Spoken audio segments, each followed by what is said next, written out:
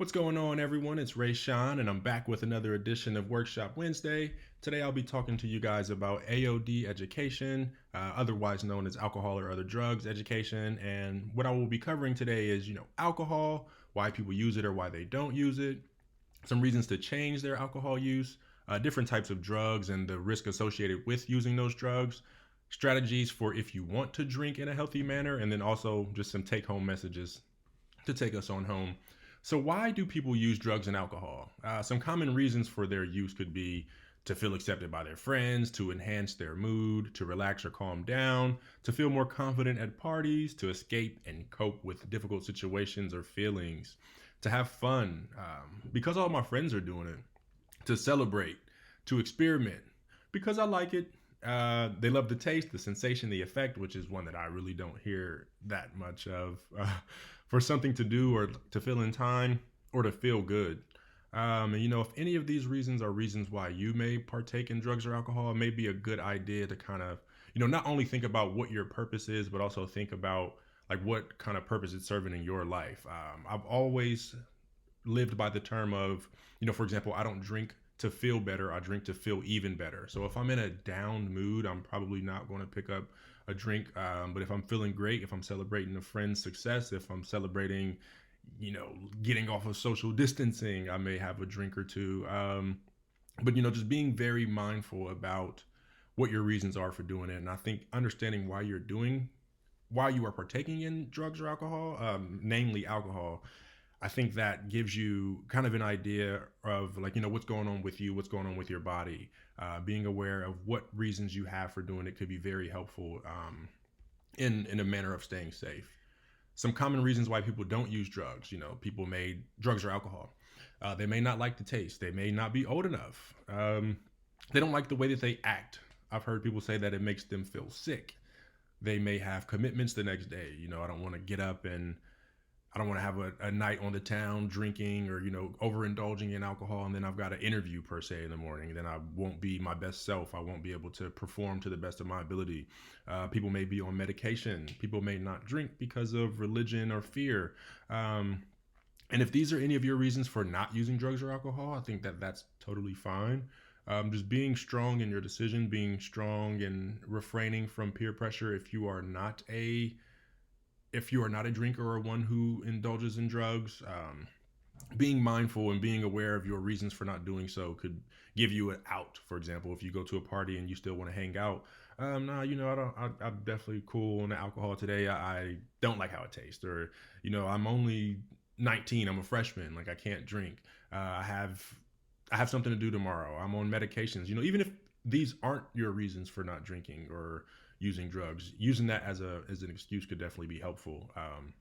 I'm all for lying if it's helpful. Lying's never good, but if you're lying for the sake of, you know, saving someone or saving yourself, like I think that that's totally acceptable for sure. Not to encourage lying. I guess that kind of came out the wrong way.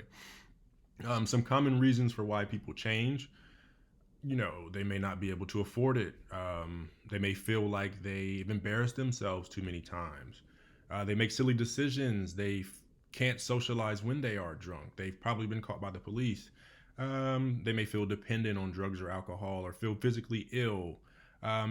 Thinking about these reasons, these could definitely lead to that change. And of course, with all change can be scary, but it's not difficult. I think with most change, when situations bring us a discomfort or when situations make us anxious or make us weary, it can kind of like motivate us to change. One of my favorite quotes is that the fear to stay the same must outweigh the fear to change. And what I mean by that is, if any of these experiences or anything that I just mentioned, if they make you feel uneasy or if they make you feel on edge, they can kind of lead to definitely wanting to make that change. Of course, with change, like there needs to be like some type of goal set. Like, what exactly am I looking for? What am I looking to do with this change?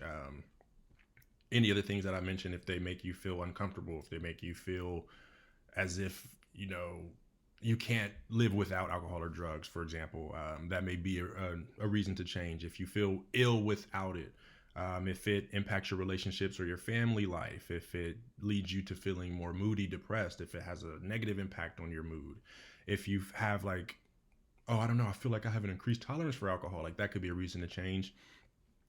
Your doctor, if your doctor asks and they are concerned about your health, that could definitely be another reason to make that change.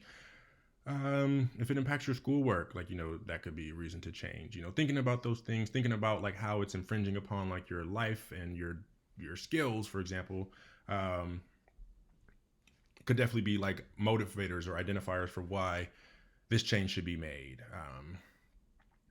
Of course, with change, like especially if you feel that you have a drinking problem with that change, you don't necessarily want to stop like abruptly. For example, you may want to talk to a therapist or talk to someone who specializes in alcohol and other drugs to help you out. Therapists can get you resources for that as well. But this could definitely help you out or assist you with being more mindful, being more understanding, avoiding the withdrawals, avoiding the negative impact of quitting cold turkey, just being very, very,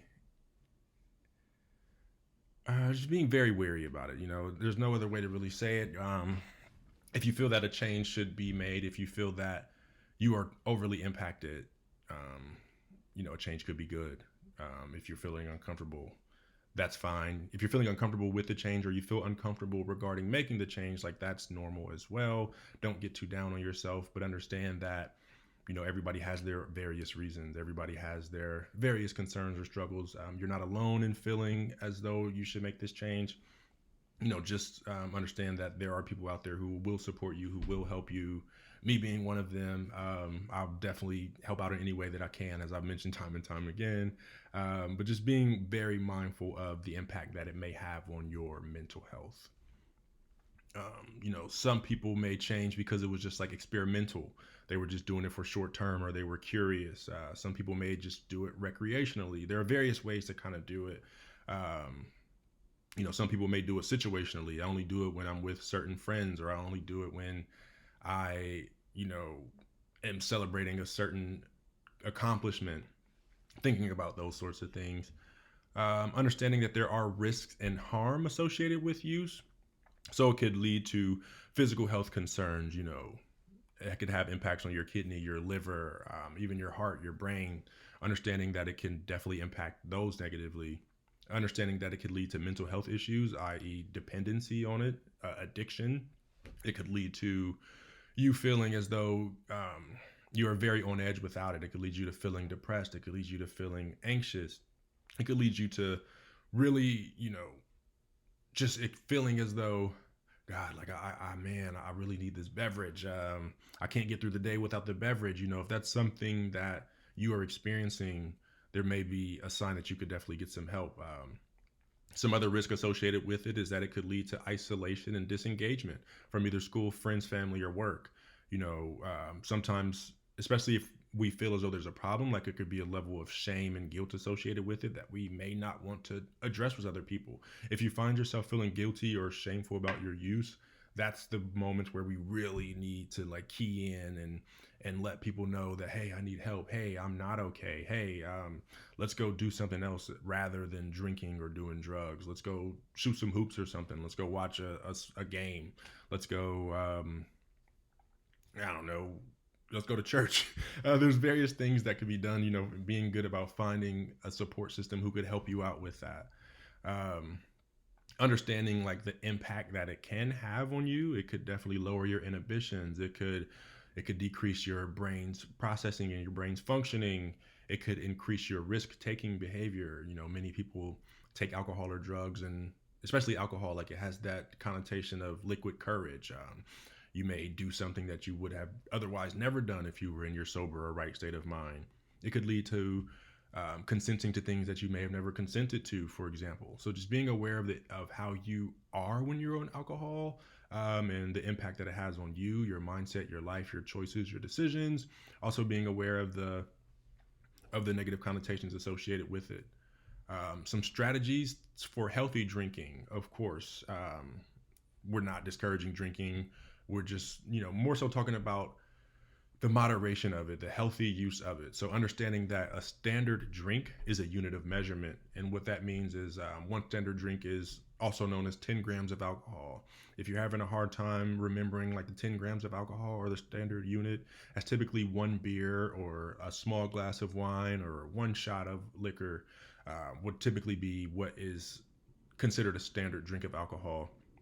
Understand that the number of standard drinks, understand like what how many standard drinks like each label kind of has. Understand, paying attention to the alcohol content, paying attention to, you know, the brand that you are using. That could definitely have an impact on the way that it's affecting you. Being mindful of, hey, the last time that I had Patron, for example, I didn't necessarily have a great night. I may want to stay away from the tequila. Let me just have a beer, for example.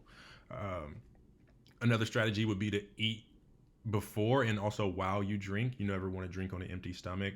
The good thing about eating, it can kind of soak up some of that alcohol so it doesn't leak directly into your bloodstream, and you won't have such a you won't be as impacted or as affected by the alcohol if you do drink beforehand.